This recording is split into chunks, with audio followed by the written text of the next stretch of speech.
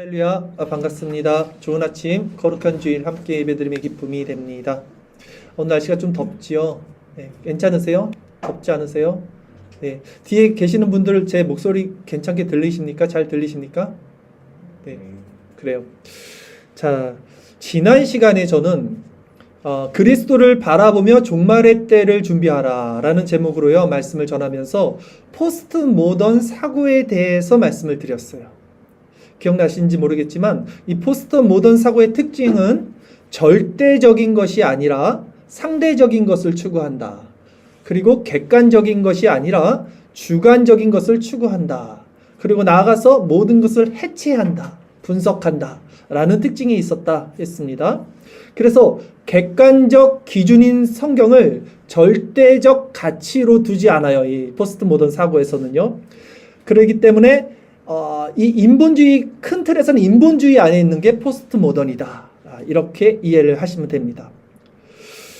자, 이들은요, 무엇을 좋아했죠? 인권이라는 말, 평등이라는 말, 또 사랑이라는 말, 이런 말들을 좋아해요. 그래서 그 사랑이란 이름으로 동성애도 합법화하는 차별금지법을 주장하는 나쁜 자들이다. 이렇게 이해했어요.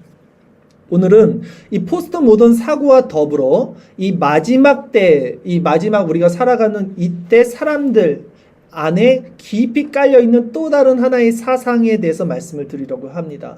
크게는 인본주의예요. 이게 다 인본주의고요. 그 중에 우리가 살고 있는 이 시대사죠. 포스트 모던, 그리고 오늘 말씀드리는 것은 유물론 사상입니다. 유물론 사상에 대해서 말씀을 드릴 거예요.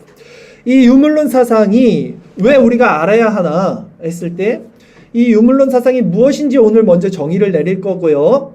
이 유물론 사상이 왜 우리에게 이 신자인 우리에게 위험한지 말씀을 드릴 거고, 이것이 어떻게 우리 신앙을 갉아먹고 있는지, 나아가서는 그러면 우리는 어떻게 이 유물론 사상을 벗어버릴 수 있는지까지 제목은 천지는 없어지겠으나 말씀은 영원하리라. 천지는 없어지겠으나 말씀은 영원하리라는 제목으로 오늘 말씀 설교를 전하도록 하겠습니다. 본문을 한번 쭉 다시 살펴보도록 할게요. 오늘 누가복음 21장 29절에서 33절까지의 말씀이었고요. 제가 한번 빠르게 읽겠습니다. 이에 비유를 이르시되 무화과 나무와 모든 나무를 보라. 싹이 나면 너희가 보고 여름이 가까운 줄을 자연히 아나니 이와 같이 너희가 이런 일이 일어나는 것을 보거든 하나님의 나라가 가까이 온 줄을 알라. 내가 진실로 너희에게 말하노니 이 세대가 지나가기 전에 모든 일이 다 이루어지리라. 천지는 없어지겠으나 내 말은 없어지지 아니하리라고 예수님께서 지금 제자들에게 말씀하신 겁니다. 여기서 31절에 이런 일이 일어나는 것을 보거든 했어요. 이런 일들은 어떤 일들이냐면 우리가 계속해서 지난주까지 종말에 임박한 징조에 대해서 말씀을 나눴습니다. 어떤 일들이 이 마지막 때 일어났었습니까? 전쟁, 기근, 그리고 지진, 그리고 믿는 자들의 박해, 그리고 우리 지난 시간 예루살렘이 또 파괴가 되고 1월 성신 땅이 흔들리는 이런 모습들, 이 혼란 등이 이제 일어났다. 그래서 이런 일이라는 거야, 이게 다. 그럴 때 하나님의 나라가 가까이 온 줄로 알라는 것입니다. 그리고 어떻게 말씀하십니까? 32절에 보면 내가 진실로 너희에게 말하노니 이렇게 하면서 이 세대가 지나가기 전에 모든 일이 다 이루어지리라 이렇게 말씀하셨어요. 이 세대, 예수님이 지금 이 말씀을 딱 하시던 시점은 AD 30년경입니다. 그리고 1차적으로 이 예언이 성취돼서 예루살렘 성이 파괴된 것은 AD 70년입니다. 40년 후를 내다보고 이 세대가 지나가기 전이라고 그랬어요. 한 세대가 보통 30년, 40년으로 치잖아요. 그러니까 그 말로 비추어 봤을 때는 정말 그 세대가 끝나기 전에 이 예언의 성취가 이루어진 것이죠. 그러나 또 이것을 우리는 이중적 예언의 성취라고 했습니다. 그래서 이 세대를 30년으로 볼 수도 있지만 결국 지구 역사상의 모든 만물이 시작되고 끝나는 그 지점까지를 한 세대로 본다면 우리도 이 세대에 포함되는 것이다. 이렇게 이중적으로 우리가 이해를 할 수 있을 것입니다. 자, 그리고 이제 마지막 33절 말씀, 오늘 주제 설교로 정한 마지막 9절, 예수님이 어떻게 말씀하십니까? 천지는 없어지겠으나 내 말은 없어지지 아니하리라 말씀했어요. 천지는 무엇입니까? 하늘과 땅, 이 물질 세계입니다. 물질 세계는 없어지겠으나 내 말은 뭐예요? 말씀, 로고스예요. 말씀은 없어지지 않고 영원하다라고 했어요. 그래서 오늘 이 구절을 가지고 유물론 사상, 말씀드린 대로 이 유물론 사상에 대해서 말씀을 드리겠습니다. 제가 이 자리에 오셨네. 예를 들려고 했는데 제가 어떤 분에게 하나님을 믿으라고 하니까 아니 보여주면 믿겠다고 하는 거예요. 보여주면 올 줄 몰랐네요. 하나님 믿으라고 그렇게 전하면 다 필요 없고 보여주면 믿겠대요. 보여주면 나는 보이는 것만 믿겠다 이렇게 말하는 거예요. 이렇듯 사람들은요 보이는 것을 믿어요. 보이는 것 이게 유물론이에요. 보이는 것을 믿는 것 유물론. 이 유물론이 한자예요. 유는 오직 유, 물은 물건 물이. 그러니까 오직 물질이 존재한다는 거예요. 오직 물질만이 있는 것, 보이는 게 전부지 보이지 않는 건 없어 라는 것이 이 유물론이라는 거예요. 다시 말해서 보여지는 물질을 만물의 기원으로 보는 거예요. 이 사람들은. 그래서 모든 정신, 이 정신, 우리 생각, 이건 보이는 게 아니잖아요. 이 정신과 생각, 마음은요, 이 물질의 작용이나 산물로 보는 것이에요. 그래서 이 물질을 최고 가치로 두는 것이 유물론이다. 대표적인 유물론 학자들, 과학자들, 이런 사람들 누가 있었냐면요. 찰스 다윈, 아시죠? 진화론만, 종의 기원을 쓴 찰스 다윈이 유물론자죠. 아주. 그리고 리처드 도킨스라는 학자 있습니다. 예. 그리고 우리가 아는 물리학자 중에는 스티븐 호킹, 지금은 돌아가셨죠? 그 이제 뇌성마비 걸려서 평생 스티븐 호킹 이런 자들이 아주 그 대표적인 유물론자들이에요. 이들은 모두 보여지는 물질에 모든 생명의 기준과 가치를 두고 그것만이 실제, 이 실제라는 단어가 철학적으로는 중요해요. 존재한다는 거죠. 존재한다고 생각하고 정신이나 영혼의 존재를 인정하지 않았던 자들이에요. 이렇듯 유물론 사상을 따르는 자들은요, 보이지 않는 것에는 가치를 두지 않습니다. 오히려 보이지 않는 것들을 어떻게 생각합니까? 우습게 여기고 경시하고 무시해요, 그런 것들을. 그래서 사람들이 성경 말씀도 우습게 여기고요, 하나님을 보여주면 믿겠다고 하는 이런 유물론적인 사고를 갖고 있는 것입니다. 자, 오늘날 이 유물론적 사고가 뭐가 있을까요? 사상적으로. 또 교회 안에는 어떤 유물론적 사상이 있을까요? 한번 제가 말씀드릴게요. 먼저 세상 사회에서 유물론적 사고는 뭐가 있냐면요. 물질주의. 이게 물질이 유물론이니까. 물질 만능주의잖아요. 지금 돈이 최고다. 이게 유물론 사상이에요. 그리고 외모지상주의. 요즘 아이들이나 젊은 사람들 다 외모에 중시하죠. 이게 보여지는 거잖아요. 이게 유물론 사상입니다. 또 학벌주의, 이게 엘리트주의라고도 합니다. 그것도 유물론 사상이고요. 쾌락주의, 쾌락을 추구하는 사람들, 이거 다 보여지는 것을 추구하는 거예요. 유물론 소산들이죠. 그리고 신앙 안에서, 교회 안에서는 유물론적 사고들이 뭐가 있을까요, 여러분? 기복주의, 또 신비주의, 또 번영신학, 이런 것들은 다 보여지는 것을 추구해요. 기적도 보여줘야 되는 거예요. 막 병 고침이 나야지 하나님이 살아계시는 거예요. 다 뭔가 눈으로 볼 수 있는 것. 이것이 유물론적 소산이에요. 자, 돈 많고 잘생기고 학벌 좋고 좋은 집 좋은 차를 굴리는 것. 그리고 신앙 안에서도 눈에 보이는 기적 같은 것을 좋아하고 삶이 번영하고 누리고 이런 것에 삶의 가치를 주는 모든 자들은 유물론자들이에요. 그러니까 우리가 얼마나 유물론자들이에요. 우리가 얼마나 이 유물론적 사고 안에 아주 껌딱지처럼 달라붙어서 살고 있는 존재들입니까? 우리는 벗어나지 못해요, 이 유물론을. 그러면 우리는 이 유물론에 대해서 왜 알아야 하는가? 지금 왜 설교 시간에 유물론 사상을 우리가 배워야 하는가? 했을 때 이 현대사회는요, 하나님 없는 사조가 주류를 이룹니다. 예, 신의 정신에 대해서 여러분 예전에 설명을 드렸는지 모르겠지만 이 현대는 하나님이 없잖아요. 무신론, 신이 없다. 그리고 과학주의, 그리고 인본주의, 그리고 사회주의나 공산주의, 예, 이런 것들이 모두 이 유물론 사상에 기반을 두고 있습니다. 그래서 우리는 이 사상을 분별하고 성경적 기준과 가치를 세워야 하는 자들이기 때문에 유물론이 무엇인지 오늘 정확히 알고 배워야 되는 거예요, 여러분. 자, 그러면 독일 철학자였습니다. 마르크스. 이 마르크스 사상이라고 합니다. 그리고 이 사상의 이념을 바탕으로 계속해서 발전돼서 만들어진 게 이제 공산주의예요. 사회주의가 과학적 사회주의가 되고 그것이 이제 공산주의로 이어지는데 같은 거예요, 사실은. 파헤쳐 보면. 근데 이게 왜 유물론이냐? 제가 대표적으로 하나만 요거만 케이스를 말씀드릴게요.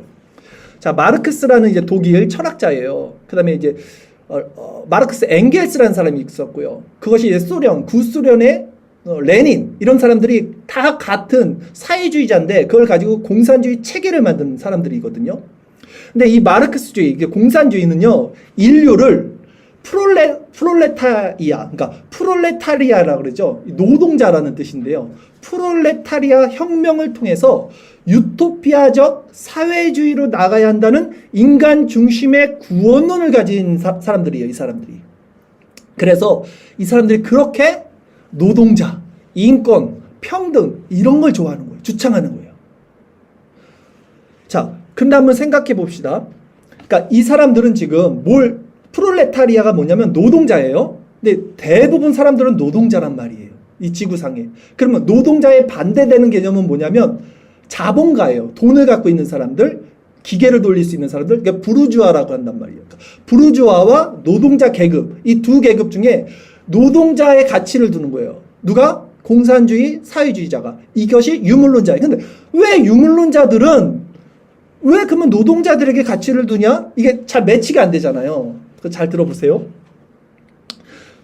자, 우리 사회에서 이제 재화와 용역을 통한 어떤 수익의 창출을 만들어낼 때 우리가 이 가치라 그러죠. 이 가치.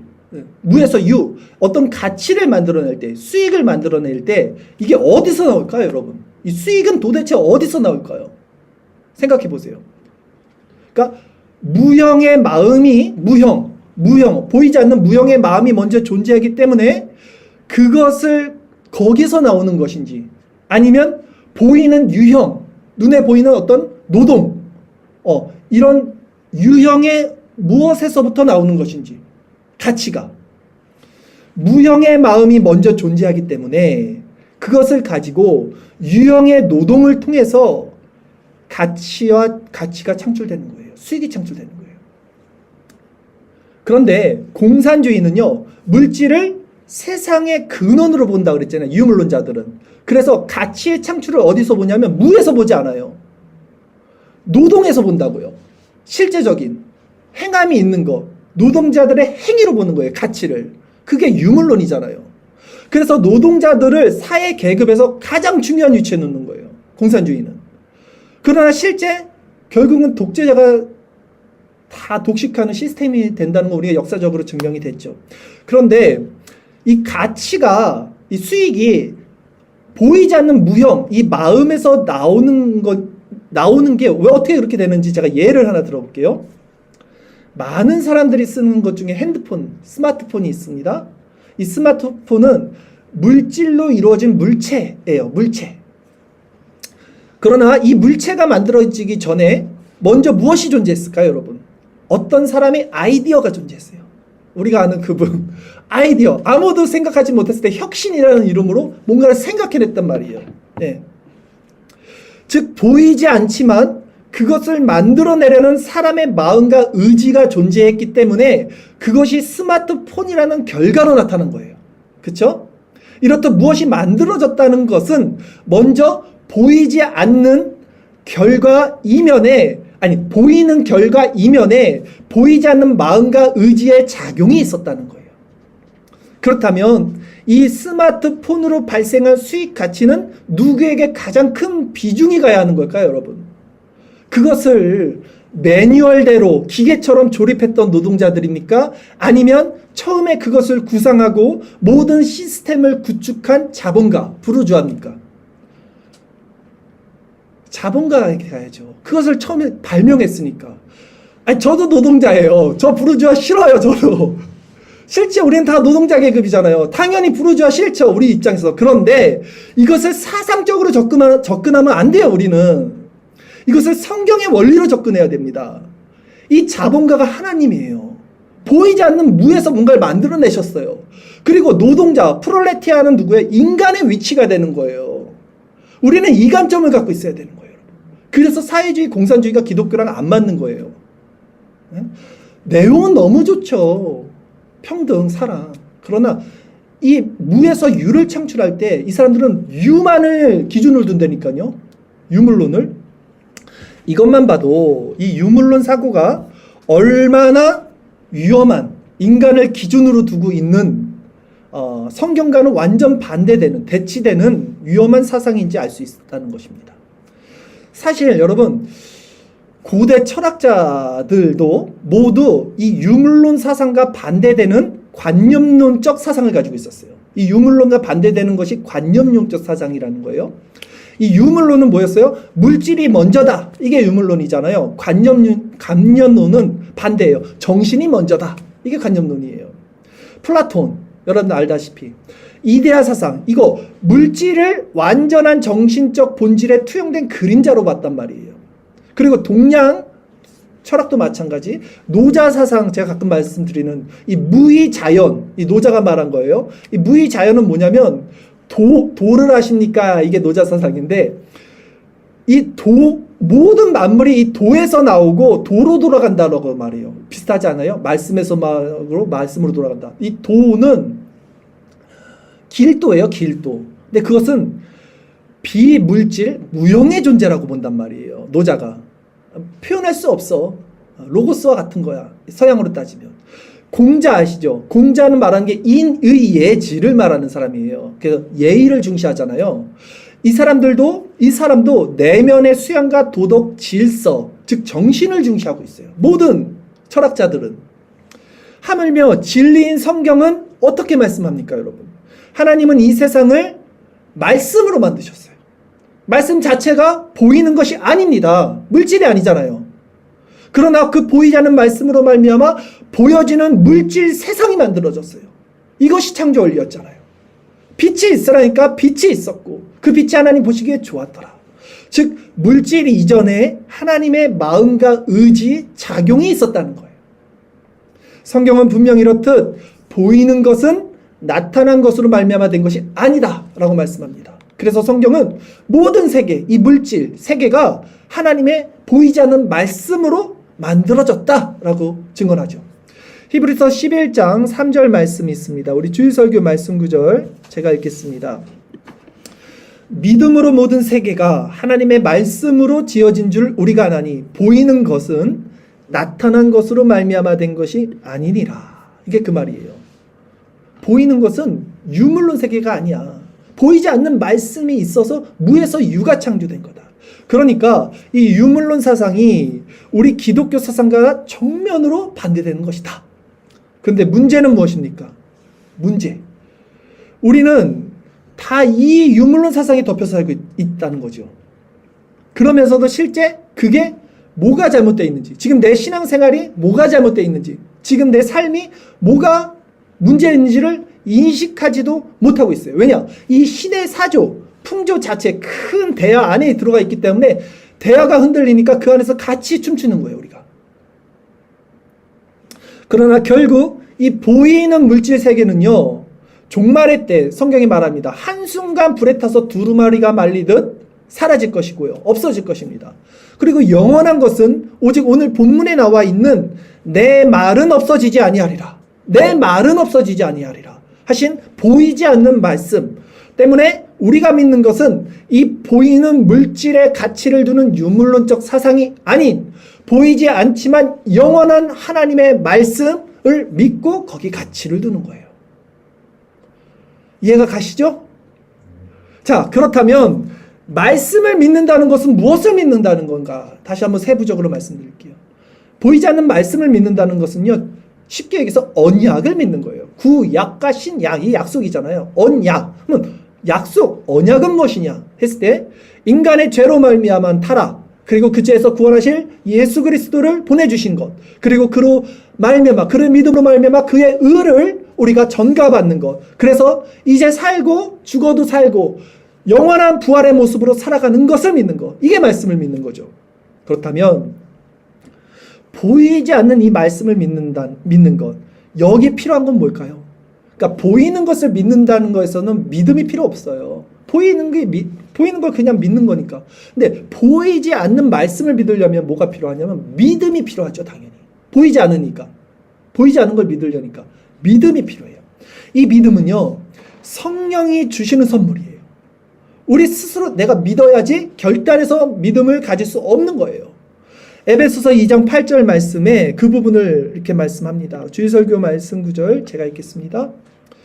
너희는 그 은혜에 의하여 믿음으로 말미암아 구원을 받았으니 이것은 너희에게 난 것이 아니요 하나님의 선물이라. 분명히 믿음을 하나님의 선물이라 그랬어요. 너희에서 난 것이 아니라 그랬어요. 세상에서의 믿음의 개념은요, 마인드 컨트롤, 자기 암시, 자기 확신, 자기 의지 이런 거예요. 그 예전에 교회에서 뭐 할 수 있다, 하면 된다, 해보자, 뭐 믿는 자에게 능치 못할 것이 없느니라, 이거 아니에요. 이게 믿음이 아니라는 거예요. 지금 잘못 가르친 거예요, 교회에서.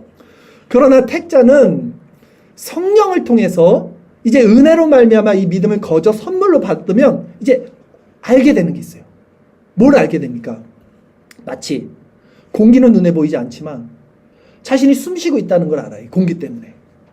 똑같이 보이진 않지만 성령이 자기 안에 내주하고 있다는 걸 알아요. 그래서 자기가 거룩을 추구하고 죄를 미워하고 세상을 싫어하고 하나님을 경외하고 하나님께 나가는 존재가 됐다는 걸 알아요. 보이지 않지만 이들은 성령을 통해서. 그리고 또한 이들은 뭘 알게 됩니까? 그것을 알게 되니까 이제 이 하나님 말씀인 성경이 1.1핵도 오류가 없는 살아계신 하나님의 말씀이라는 사실 또한 확실하게 믿게 되는 거예요. 그런데 교회 안에 있으면서도 이 성경이 1.1핵도 오류가 없는 완전 무오한 하나님의 영감으로 쓰여진 말씀이라는 사실을 믿지 않는 자들이 놀랍게도 너무나 많다는 것을 보고 제가 더 놀랐어요. 제가 더 놀랐어요. 그걸 보고. 아니, 교회 다니면서 그걸 안 믿는다고? 이 성경이 하나님의 말씀이 100%가 아니라고 믿는다고? 제가 놀란 거는 저기 뭐 신비주의나 저기 은사주의나 저기 이단들이 말하는 게 아니라 장로교라는 말씀파라고 말하는 오직 솔라스크립투라를 외치는 장로교 안에서 그런 말을 해요. 자, 장로교 안에서요, 칼바르트라는 신학자, 칼바르트 신학을 추구하는 사람들, 우리 통합 측 사람들이에요. 쉽게 얘기하면. 이 통합 측 사람들은 성경을 그렇게 봅니다. 그들은 성경을 하나님의 말씀이기는 한데 인간이 썼기 때문에 오류가 있을 수 있다라고 봐요. 그럼에도 하나님의 뜻을 하나님께서 성경을 통해 인간에게 비춰주기에는 부족함이 없다라고 말을 해요. 약간 진리를 비틀고 희석시키죠? 느낌이 있죠? 예. 자유주의 진영 아시죠? 자유주의나 저쪽 역사 비평학이나 문서 비평학들 요즘 나오는 이런 쪽은 그냥 말할 것도 없어요. 그들은 그냥 성경을 우리처럼 믿지 않아요. 절대. 하나님 말씀을 믿지 않아요. 그들은 모두 예수님을 하나님의 아들로 인정하지 않는 진정한 유물론자들이 그 사람들은 그냥. 그렇다면 우리는 어떤가? 우리는 무엇을 믿는가? 성경에. 적어도 장로교 안에 있는 보수, 정통이라고 말하는 합동, 또 합신, 또 고신, 또 개혁, 또 대신 뭐 이런 라인들은요, 적어도 하나님의 성경을 완전 무호한 축자 영감설을 믿죠. 축자 영감설은 뭐냐면 기계적 영감설과 반대되는 개념으로 하나님이 그 인간 본성을 그대로 사용해서 성향을 그대로 사용해서 글을 쓰지만 하나님의 말씀을 전하는 데는 전혀 부족함 없게, 오류 없게 썼다. 이게 이제 축자 영감입니다. 다 우리 배웠죠? 토요일날 성경 공부 시간에 이런 것들. 자, 그런데 실상 우리는요, 이제 중요한 거예요. 성경 무호성을 우리는 믿어요. 축자 영감을 믿는다고 말을 해요. 하지만 실제 우리 삶에서 그 믿음이 삶에 적용되고 또 적용된 그 믿음이 실천으로 작용하고 있는가? 이 부분을 점검해야 돼요. 믿음, 보이지 않는 믿음이 말씀을 통해서 내 안에 적용이 돼서 내 안에 이 믿음이 작용되는가? 실천으로. 이걸 점검해야 되는 거예요. 이게 중요한 거예요.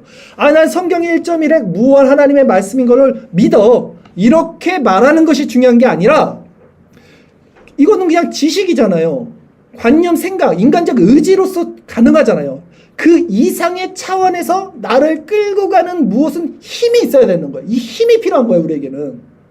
의지적 동의가 아니라, 지성적 동의가 아니라, 의지적 결단이 아니라, 이 말씀이 나를 끌고 갈 수 있는 힘이 필요하다고요. 실천적 힘. 그렇다면 진정 내 삶에서 그 무호하신 하나님의 말씀이 어떤 주권을 가지고 내 삶을 통치하고 이끌어 가시는가? 나는 그 무호한 하나님의 말씀 앞에 어떻게 나 자신을 복종시키고 순종하며 나아가는가? 이 부분이 실제 중요한 거라는 거예요. 이 부분을 통찰하고 적용할 수 있는 것이죠. 이걸 우리가 볼 수 있어야 돼요. 우리 자신의 삶을 통해서. 그래야 변해요, 삶이. 아니면 다 관념입니다. 관념, 지식. 말은 그렇게 하지만 여전히 유물론적 세계관에 사로잡혀서 보이는 세상 가치를 두고, 그래서 보이는 것이 없으면 불안하죠, 우리가. 그리고 불행해요. 보이는 것이 없으면. 돈이 없으면 불행하고 불안해요. 이율배반적인 신앙생활 아닙니까? 그것은 믿는다고 하나 실상 믿지 않는, 행위로는 믿지 않는, 입으로만 믿는 그 실천적 무신론자라고 그러잖아요. 때문에 믿는다는 것이 무엇인지, 진정 이 지식과 관념이 아닌 실제 삶의 모습이 무엇인지를 한번 생각해 봅시다. 제가 다시 한번 정리하면서 말씀드릴게요. 우리가 믿는 것이 무엇이냐 했을 때 살아계신 하나님의 객관적 진리의 말씀 성경을 믿는 거예요. 그리고 오직 성경을 통해서 하나님께서 언약하신 바를 믿는 거였어요. 이 언약은 무엇이냐? 약속은 인간의 타락과 죄에서 구원하신 예수 그리스도를 보내주신 것, 그분을 믿음으로 죄사함을 받는 것, 그리고 마지막 날 우리도 그와 같은 모습으로 부활할 것, 이것을 믿는 거예요. 나아가 우리는 성경을 통해 무엇을 믿는가? 하나님의 어떤 분인지를 성경을 통해서 배우는 거예요. 그리고 그분의 뜻이 그리스도를 통해서 우리에게 어떻게 나타나는지를 배워야 돼요. 결국 신인, 완전한 신이고 완전한 인간이신 그리스도의 인성을 통해서 우리도 성령으로 말미암아 그분의 형상으로 변화되는 것, 이것을 말씀을 믿는다는 것의 실제적 모습이라고 할 수 있는 거예요. 그러니까 신앙은요, 이 성화의 열매까지, 즉 하나님의 사랑, 이웃 사랑까지 나와야지 그 믿음을 인정받는 거예요, 여러분. 이게 믿는 거예요. 알겠죠? 그러니까 믿는다는 것은 행위까지 동반돼야 돼요. 그래서 행위가 없는 믿음은 죽은 믿음이라고 그러잖아요.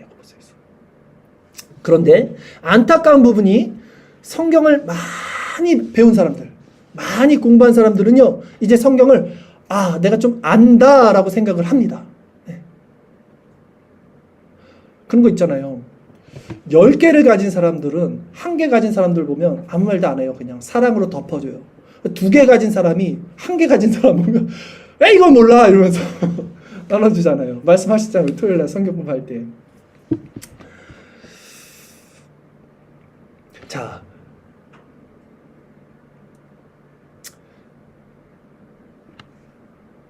다시 말할게요. 지식적인 게 중요한 게 아니라 그랬어요, 지금. 그리고 그 지식이 삶으로, 행함으로 나타나는 게 중요하다 그랬어요. 이제 이 부분을 살펴보는 거예요. 근데 지식적에 머무는 사람들, 신앙이 지식에 머무는 사람들의 특징부터 먼저 말씀드릴게요. 이런 사람들의 특징은요, 이렇게 설교를 전하잖아요. 그럼 어떻게 반응이 일어나냐면, 우선 모르는 말씀이면 솔깃하고요. 아는 말씀이면 이제는 지겨워. 진부해. 그래서 은혜를 받지 못해요. 내가 다 알고 있는 말씀이야. 은혜를 받지 못해, 이 사람들의 특징은. 근데 실제 삶이 변화되는 사람들, 행위로 나타나는 사람들은요, 아는 말씀에서 날마다 새로운 생명력을 공급받아요. 이게 달라요, 여러분. 우리 자신을 점검해 보세요. 다 아는 말씀이 있잖아요, 우리가 전하는 게. 근데 그 말씀에서 생명력을 받는 사람들이 있어요. 그래서 그 사람들은 날마다 은혜의 방편을 더욱더 사모하게 되는 원리가 이거예요. 그렇다면 우리가 이 본질을 가졌다면 이제 우리가 성도의 교제를 나눌 때도 무엇을 나눠야 할까요, 여러분? 그러면 이제는 하나님에 대한 지식을 이렇게 나누고 진리를 탐구하는 것이 교제가 아니에요, 여러분. 그것은요, 학교에서 배우는 거예요. 그것은 학문입니다. 그것은 신학이에요, 신학. 교회에 교사와 목사를 나누잖아요. 우리 정통적으로. 칼빈도 그렇고 성경도 그렇고. 교사는 진리를 가르치고 진리가 아닌 비진리에 대해서 나누는 거예요. 그 역할이 있고, 목사는 성도들의 삶을 파헤쳐서 그 삶의 신앙이 어떻게 활성화시켜서 적용될 수 있는지를 뿌리고 그걸 나누는 사람이라고 했잖아요. 우리가 배웠잖아요. 성경 공부 시간에. 그러니까 그러면 교회에서는 뭘 나눠야 되는 거예요? 지식이 아니라니까요. 그러니까 하나님에 대한 지식을 나누고 진리를 탐구하는 거는 학교에서 하는 거예요. 학교에서.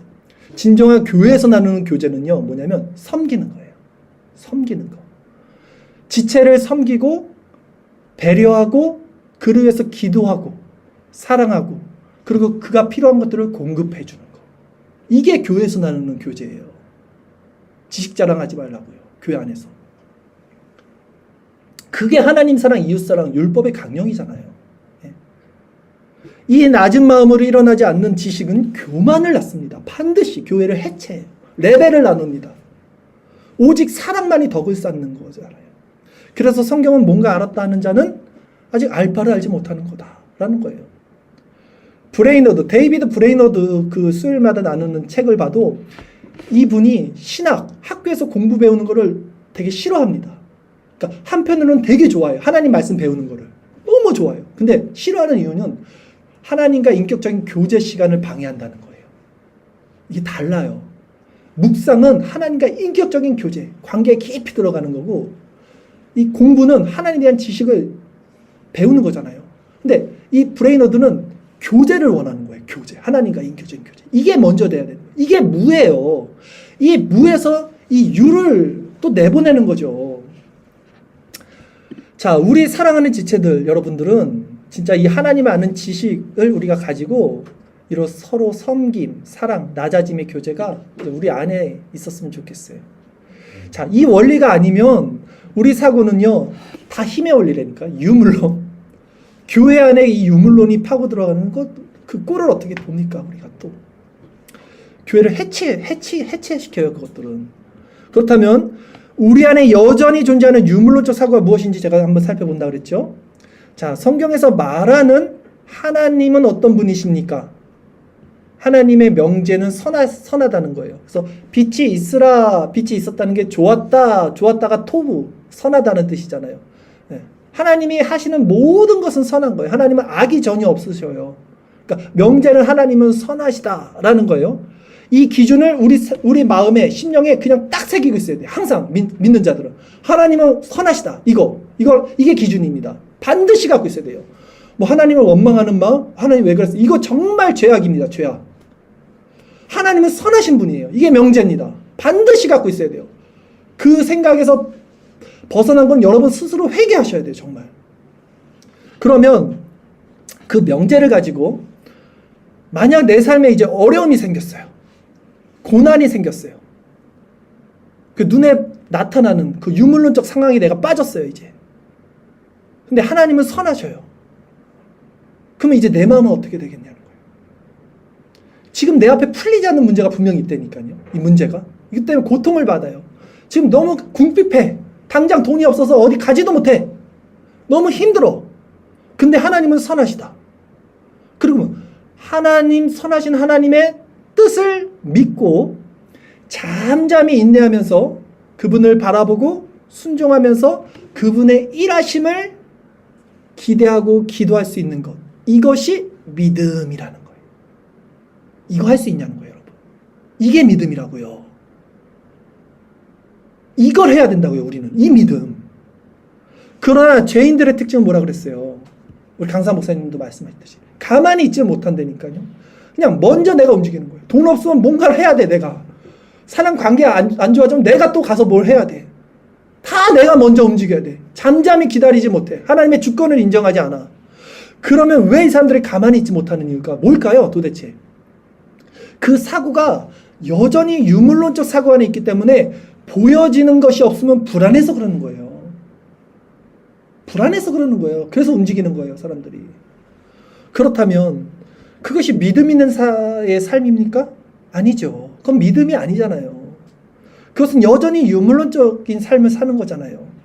때문에 진짜 우리에게 필요한 것은요, 보여지는 물질, 건강, 관계, 세상에 나타난 이런 것들이 아니라 믿음이에요. 진짜 우리에게 필요한 건 믿음이에요, 사실.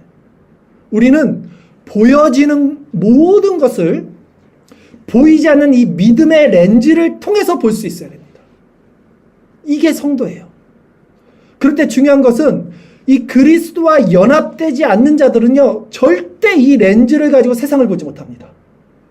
즉 중생과 회심을 통하지 않고는요, 절대 누구도 아무도 이 유물론적 사고에서 스스로 벗어나지 못해요. 왜냐하면 그들의 관점은 이미 이 유물론적 세계, 물질 세계 안에 갇혀 있어요. 때문에 더 큰 문제가 그들은 내가 이 유물론적 사고를 하고 있다는 것조차도 인지하지 못해요. 왜냐하면 관점이 1인칭이라니까요. 1인칭. 내가 중심이니까 내가 안 보여. 게임할 때 1인칭에서 내가 안 보이잖아요. 그러니까 내가 세상을 보는 거니까 나를 봐야 되는데 객관적으로 내가 안 보인다니까 이 사람들은.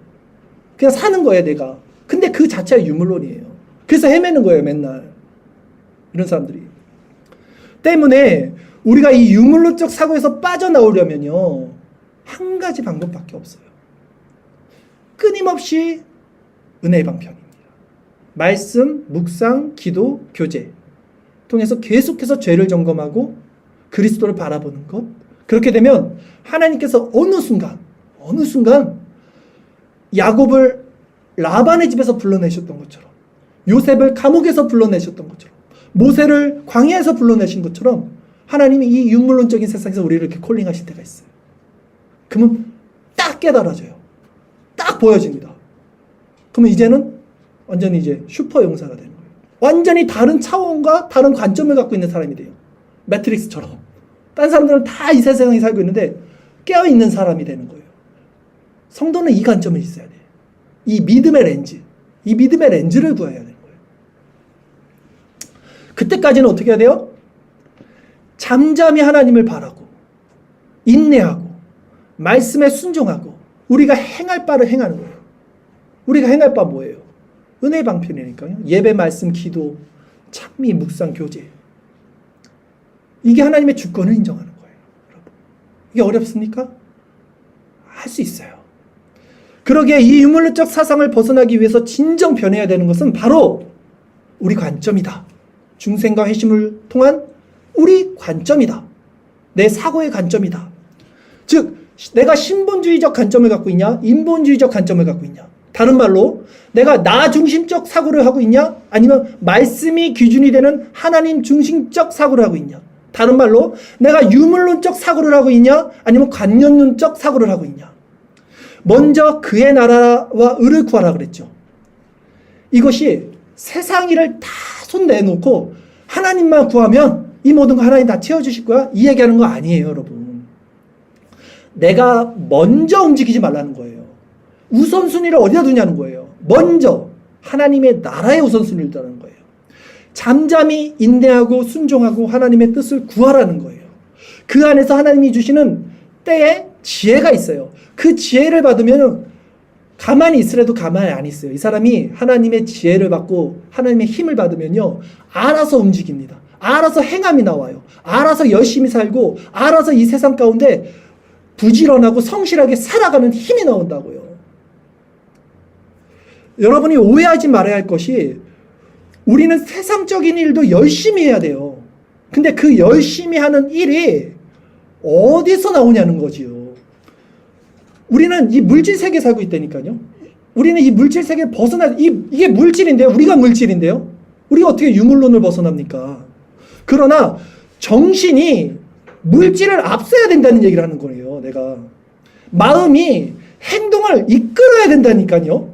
마음이 행동을 이끄는 거라니까요. 그분의 말씀이, 하나님의 말씀이 먼저 그의 나라와 의를 구하라 하잖아요. 내 생각과 마음을 그 하나님의 말씀이 지배하고 통치하고 인도해야 된다는 거예요. 그것이 먼저 그의 나라와 의를 구할 때 이 모든 것을 우리에게 더하신다는 삶이에요. 이 모든 것은 뭡니까? 물질 세계의 삶을 얘기하잖아요. 먹고 사는 거. 그거 필요하잖아요. 자, 예를 들게요. 제가 다시 한번 마지막으로. 새벽 기도. 부담스러워. 부담스러워하지 마시고 드세요. 그냥 하나님 말씀입니다. 말씀 묵상. 각종 교회 모임들 다 있어요, 우리. 이거 뭡니까? 은혜의 방편이에요. 확실하죠, 이거는? 사람 이야기하는 거 아니잖아요, 거기서. 성경 보고 묵상하고 기도하고 같이 교제하는 거잖아요. 은혜의 방편이라고요. 그런데 내 입장에서 생각해 보세요. 내 입장에서는 이것들이 뭐예요? 좀 내 희생이 필요한 일이에요. 내 희생. 좀 불편한 거일 수도 있고요. 그러나 그것이 이제 하나님 편에서 다시 생각해 볼게요. 하나님 편에서 선한 일이고 좋은 일이고 이것이 말씀에 부합하는 일이라면 하는 게 좋은 거예요. 그러면 하는 겁니다, 여러분. 내가 좀 피곤해도 내 시간에 손해를 봐도 그건 손해가 아니에요, 사실. 그렇게 내 중심적으로 생각하는 그 인본주의적, 유물론적 사고가 진짜 손해인 거예요. 그러니까 우리는 신본주의를 말하면서도 실상 얼마나 인본주의적, 이 유물론적 사고 안에 찌들어서 나 중심적으로 살아가고 있는 자들인지 모른다니까요, 여러분. 이거 깨우쳐야 돼요, 여러분. 그 말 나온 김에 말씀 묵상할 때 여러분 다른 지체들 그 묵상 글 꼭 보세요. 꼭 보세요. 왜냐하면 거기서 힘을 얻을 수 있어요, 우리가. 그리고 그 지체들 글을 봐야 이 지체들이 지금 어떤 상태인지, 어떤 마음인지, 어떤 환경 가운데 있는지를 알 수 있고, 그래야 기도할 수 있잖아요. 성도의 교제는 거기서 시작되는 거예요. 그게 교제예요. 그런 게. 서로의 마음을 보고 필요한 것들을 공급해 주려면 알아야 되잖아요. 그게 성도의 교제의 시작이죠. 여러분, 신앙은요, 사고의 싸움입니다. 생각의 싸움이에요. 공중 권세 잡은 자들, 사고의 싸움이에요. 내 사고가 지금 무엇을 기준으로 삼고 있는지, 내 사고가 무엇을 바라보고 있는지, 내 사고가 무엇으로 채워져 있는지, 내 사고가 무엇으로 둘러싸여져 있는지, 신앙은 이 사고의 싸움이라고. 여러분, 사고는 말씀을 기준으로 삼고 있습니까? 아니면 나 자신을 기준으로 삼고 있습니까? 여러분의 사고는 그리스도를 바라보고 있습니까? 아니면 세상을 바라보고 있습니까? 여러분의 사고는 성령의 소욕으로 채워져 있습니까? 아니면 육신의 소욕으로 채워져 있습니까? 여러분의 사고는 사랑하는 교회 지체들로 둘러싸여져 있습니까? 아니면 세상 사람들로 둘러싸여져 있습니까? 다른 것에 속지 마십시오. 신앙은 우리가 무엇을 생각하고 있는가, 그리고 그 생각하는 것을 어떻게 실천하고 있는가까지예요. 이 객관적 기준인 말씀 앞에 스스로 점검하십시오. 그래서 오늘 이 말씀이요, 누군가에게는 굉장히 은혜가 됩니다. 이것을 추구하는 사람들에게는요. 그리고 그것을 위해서 지금 부단히 애쓰는 사람들, 그 안에 있는 사람들에게는요, 너무 꿀송이 같은. 근데 반대편에 만약에 있는 사람들에게는 이거는 완전히 싫은 소리, 듣기 싫은 소리, 무거운 소리, 뭐 나를 누르는 소리, 율법의 소리를 들릴 거예요. 이건 두 가지로 말씀은 나눠져요. 그래서 청교도들이 말씀이 선포되면 다시 돌아오지 않는다고 그랬잖아요. 이것으로 구원을 얻든 멸망을 얻든 이 말씀은 돌아오지 않아요, 저한테. 여러분들에게 떨어진 겁니다. 갈라지는 거예요. 그래서 이 신앙은요, 은혜가 되지 않으면요, 율법이 됩니다. 오늘 말씀도 여러분에게 은혜가 되지 않으면 율법이 된다고요. 오늘 예배도 마찬가지고요. 여러분에게 기쁨이 되지 않으면 이건 무거운 짐이 됩니다. 성경은 분명히 말해요. 열매 맺는 가지에 대해서 더 열매 맺게 해주기 위해서 그것을 깨끗하게 해준다. 그리고 옆에 있는 가지 오히려 잘라버린다. 열매 맺는 애들을 더 열매 맺게 한다. 10달란트 얻은 애들을 1달란트 얻은 애를 뺏어서 얘한테 더 준다. 이 세상 관점에서 다 틀리잖아요. 평등해야지, 인권을 존중해야지, 유물론 사상, 공산주의에서는 이걸 나눠야 된다는데 성경은 아니라니까요. 거룩한 자들에게 더 준다니까요. 세상적인 사람들 거는 아예 멸망시켜버린다니까요. 진자는 이긴 자의 종이 된다. 성경은 말합니다. 그것만큼 여러분 비참하고 고달프고 슬픈 것이 어디 있겠어요. 여러분 이 자리에 와서 함께 예배드리고 끝까지 신앙생활을 하는데 이것이 결국 은혜가 되지 못한다면 그것만큼 슬픈 건 어디 있겠습니까? 그러나 한 가지 확실한 것은 뭐냐면 여러분, 은혜의 방편을 벗어나면 벗어날수록 신앙은 더욱 떨어질 수밖에 없어요. 여러분을 구원해 줄 수 있는 건 아무도 없어요. 갑자기 하나님이 여러분 꿈에 나타나서 구해주지 않아요. 여러분이 은혜의 방편을 멀리하고 그것을 공급하지 않으면 그만큼 신앙은 떨어질 수밖에 없어요. 은혜의 방편이 하나님이 진짜 은혜를 주시기 위한 수단인데 그거를 받지 않으면서 어디서 하나님을 구하시겠다는 거예요. 그러기에 그 행위가 여러분의 행위가 율법적이더라도 이것이 선한 것이라면 내 마음의 기준을 두지 말고 이 은혜의 방편에 힘쓰시고 하나님의 말씀에 초점을 두시고 내 생각에 중심을 두지 말고 하나님의 말씀이 명령하시는 것을 향해 힘쓰는 자가 되십시오. 성경은 힘쓰라 그래요. 우리에게 마음 다해. 우리 아까도 10계명 읽었잖아요. 목숨 다해, 뜻을 다해, 성품 다해 하나님을 사랑하라. 계명 읽었잖아요. 목사님 그때 강의 때 신앙에 바리케이트 치지 말라고 그랬잖아요. 분명히 신앙에 바리케이트 치지 말라고요. 신앙에 이 야성이 없이 어떻게 세상과 싸워나갈 수 있어요? 여러분 못 싸워요. 절대. 이 정도 깨어있는 마음 야성 없이 여러분 완전히 세상에 잡아먹힙니다. 그냥 100%. 대장부처럼 허리를 동이고 일어나십시오. 보이지 않는 것이 보이는 것을 만들어낸다는 것을 여러분이 믿는다면 이제 우리 삶도 변화돼야 돼요. 보이지 않는 이 믿음을 통해서 이제 보이는 것들을 변화시켜 나가야 합니다. 보이지 않는 믿음으로 보여지는 삶을 변화시켜 나가십시오. 우리 사고를 바꿔야 합니다. 결론적으로 말씀드리겠습니다. 오늘 우리는 유물론적 사상에 대해서 말씀을 나눴습니다. 우리는 물질 세계를 벗어날 수 없는 존재예요. 유한한 존재예요. 우리는 유물론적 세계 안에 있는 존재이고 우리 자체가 유물론적 존재예요. 그것을 다 무시하고 지금 제가 극단적으로 영적인 것을 추구하라는 말이 아니에요, 여러분. 주객이 전도되지 말라고 말씀드리는 거예요. 그것이 먼저 그의 나라와 의를 구하라. 이것이 먼저라는 거예요. 생각과 마음이 육체와 행동보다 먼저 앞서야 된다는 것을 말씀드리는 거예요. 우리가 성도라면 이 개념이 머리와 심장에 정확히 기준이 돼서 새겨져 있어야 돼요. 나는 어떤 개념? 먼저, 이 먼저라는 개념을 딱 가지고 있어야 돼요. 우리는 항상 나 먼저잖아요. 나 위주인데 머릿속에 딱 가지고 있어야 돼요. 먼저 하나님의 나라와 의. 먼저 하나님의 나라와 의. 먼저 하나님의 나라와 의. 이걸 새기셔야 돼요. 의지적으로. 먼저 하나님의 나라와 의. 이겁니다. 이것이 하나님의 왜 이렇게 슬퍼 보여요? 표정이 지금 이렇게 좋은 말씀을 하는데 이게 또 웃으시는 분도 좋습니다. 자, 이것이 하나님의 주권을 믿는 자들의 마음 상태라는 거예요. 이 사상 없이는 신자 아닙니다.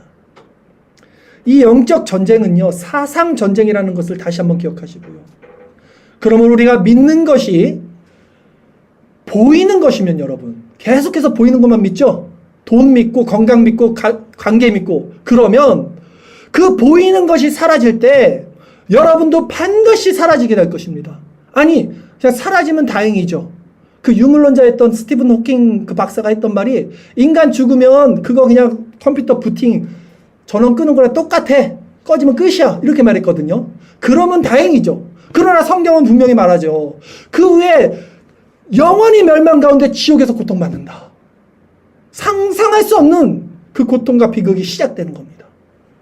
그러나 우리가 믿는 것이 나타난 것이 아니라 그것으로 말미암은 것이 아니라 보이지 않는 하나님의 말씀의 기준이 돼서 그 말씀을 따라서 살아간다면 이 모든 것이 사라질 때 여러분 기껏해야 몇십 년 더 살겠습니까? 여러분 인생만 놓고 보시죠. 좀 지혜롭게 생각하세요.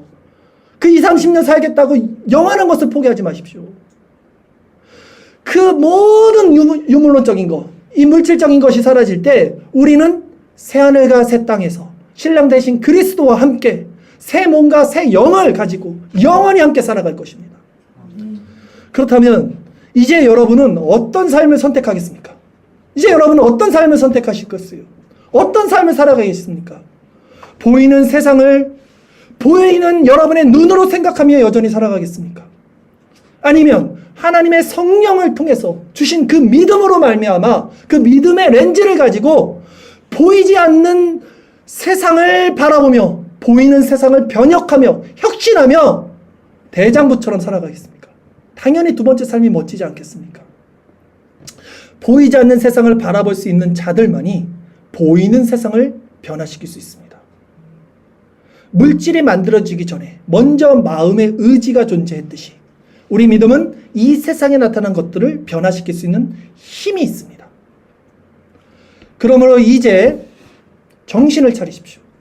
이 마지막 때 불타서 사라질 유한한 이 세상에 갇혀서 살지 말고 우리에게 주신 믿음을 통해서 세상을 이기면서 생명력 있게 살아가는 자들이 되어서 그리스도께서 다시 오시는 날 칭찬과 영광과 존귀를 얻게 되길 간절히 기원합니다.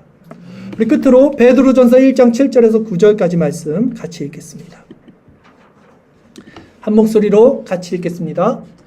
너희 믿음의 확실함은 불로 연단하여도 없어질 금보다 더 귀하여 예수 그리스도께서 나타나실 때에 칭찬과 영광과 존귀를 얻게 할 것이니라. 예수를 너희가 보지 못하였으나 사랑하는도다. 이제도 보지 못하나 믿고 말할 수 없는 영광스러운 즐거움으로 기뻐하니 믿음의 결국 곧 영혼의 구원을 받음이라. 아멘. 기도드리겠습니다.